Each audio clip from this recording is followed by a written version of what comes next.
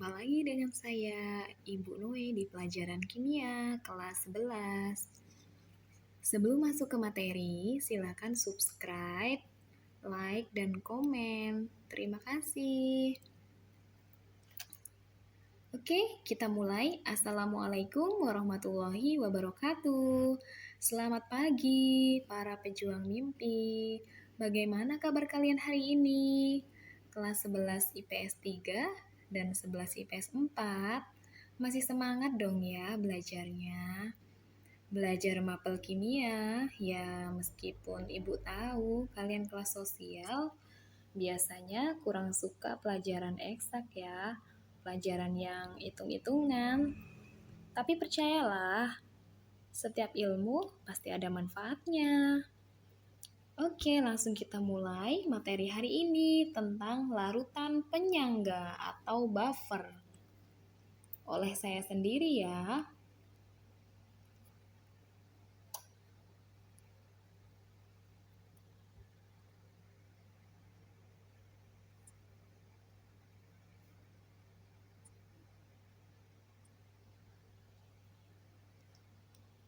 Oke, materi yang akan kita bahas pada bab ini ada 3. Yang pertama, komponen dan sifat larutan penyangga, yaitu kita akan belajar komponen larutan penyangga, sifat larutan penyangga.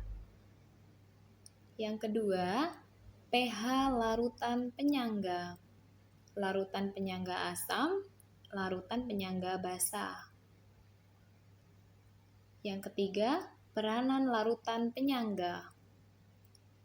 Sistem larutan penyangga dalam darah, sistem larutan penyangga dalam tanaman hidroponik.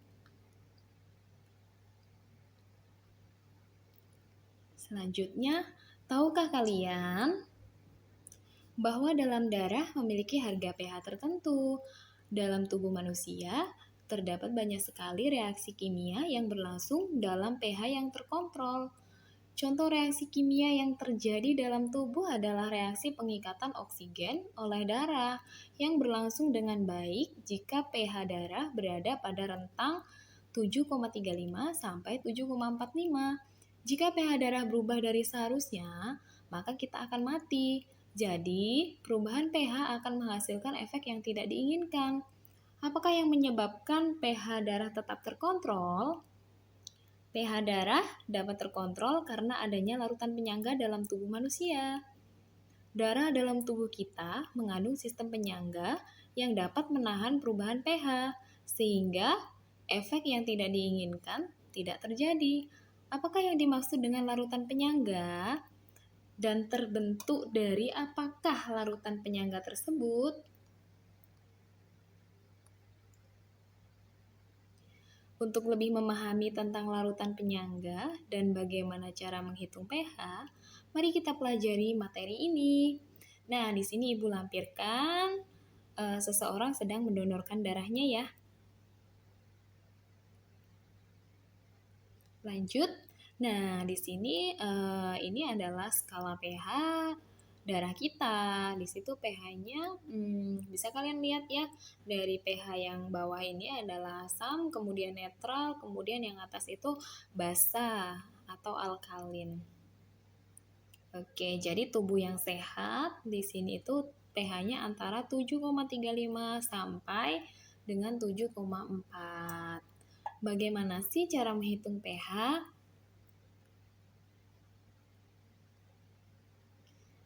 Oke, langsung masuk ke komponen dan sifat larutan penyangga.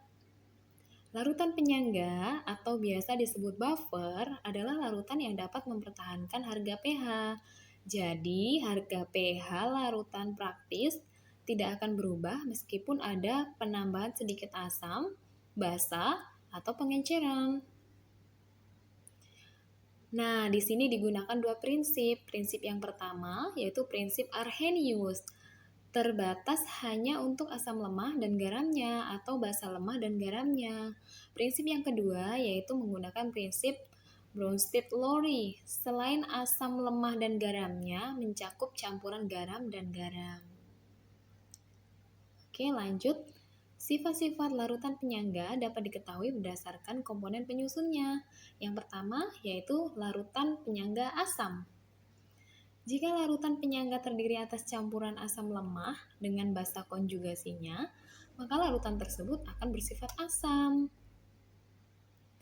Campuran tersebut jika ditambahkan sedikit asam akan bereaksi dengan basa atau CH3COO- atau sedikit basa akan bereaksi dengan asam CH3COOH sehingga pH-nya tidak akan berubah.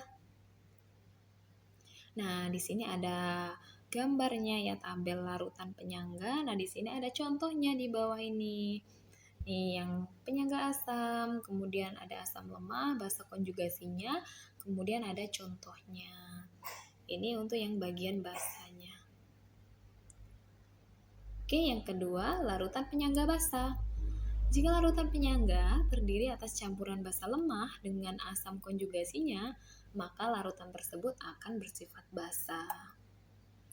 Campuran tersebut jika ditambahkan sedikit asam akan bereaksi dengan basa, OH- atau sedikit basa akan bereaksi dengan asam, NH4+, sehingga pH-nya tidak akan berubah.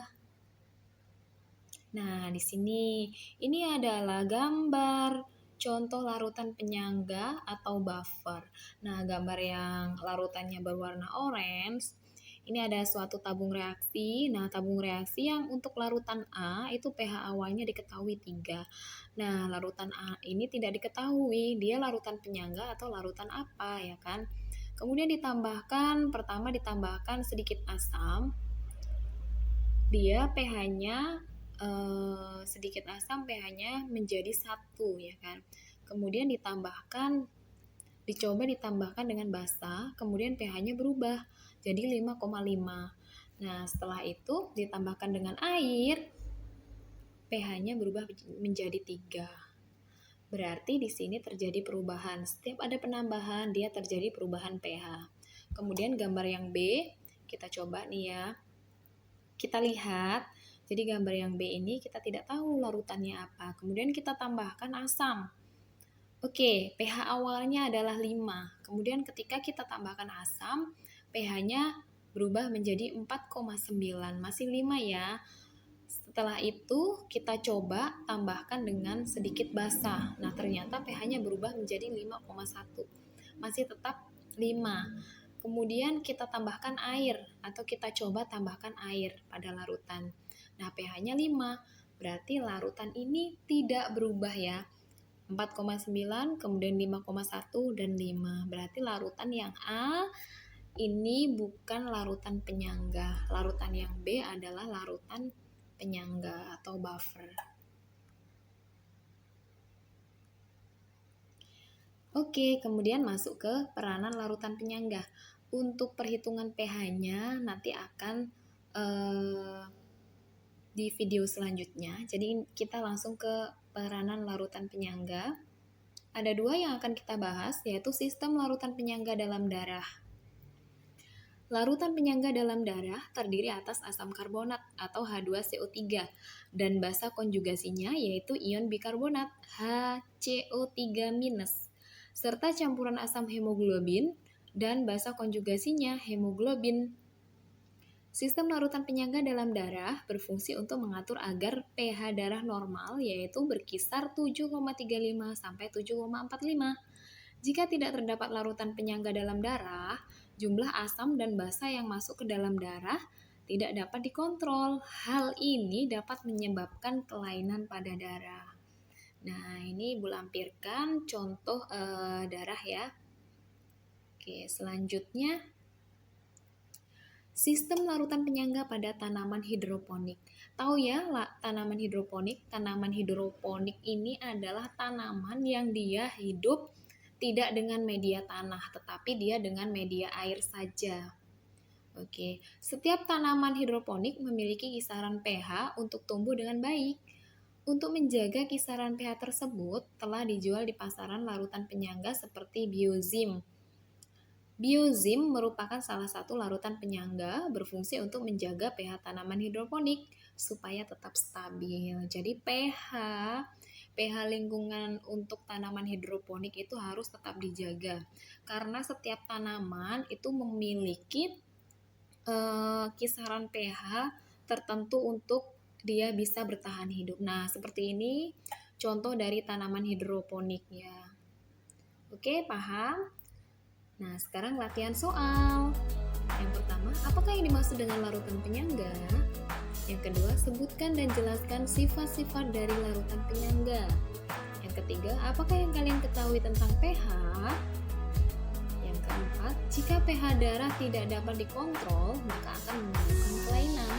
Sebutkan dan jelaskan kelainan yang mungkin dapat terjadi. 5. Sebutkan peranan larutan penyangga dalam kehidupan sehari-hari. Bisa ya?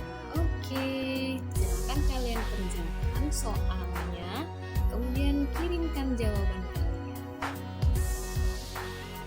Oke, sekian videonya. Terima kasih. Semoga ilmu yang Ibu sampaikan hari ini bermanfaat untuk kalian. Jangan lupa subscribe, like, dan komennya ya. Saya akhiri. Wassalamualaikum warahmatullahi wabarakatuh.